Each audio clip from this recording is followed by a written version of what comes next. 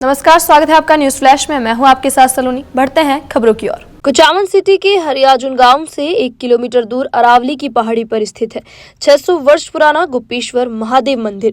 समुद्र तल से 2300 फीट ऊंचाई और 2 किलोमीटर की कठिन चढ़ाई के बाद यहां पहुंचा जाता है।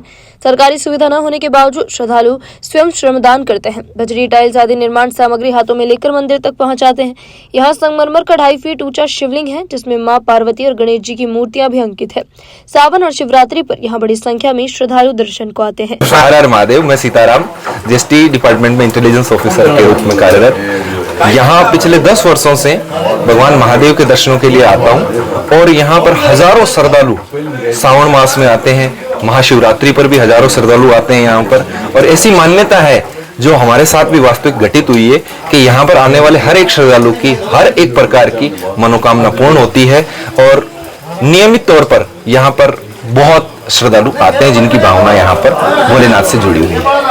बताया जा रहा है कि आप यहाँ पर पिछले 40 वर्षों से हर श्रावण मास में आकर 1 महीना यहाँ निवास करते हैं और भगवान शिव की पूजा करते हैं।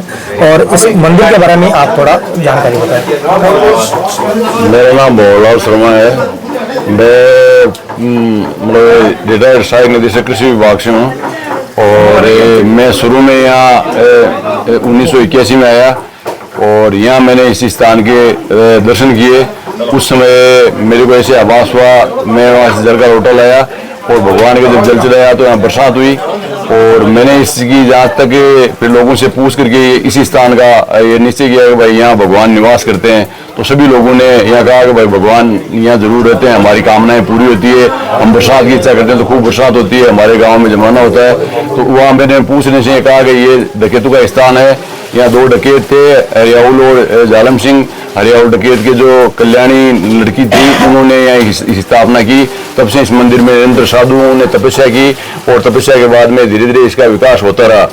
और ये उसके बाद धीरे धीरे जो मतलब वो कल्याण देवी वो जालम सिंह जी खत्म हो गए और ये हरियाउल जी खत्म हो गए। तो उस लड़की ने तपस्या करके इस स्थान का धीरे विकास किया और धीरे धीरे फिर निरंतर कई साधु रहे। मुख्य साधु का जो नाम है जो गोपाल दास जी महाराज रहे।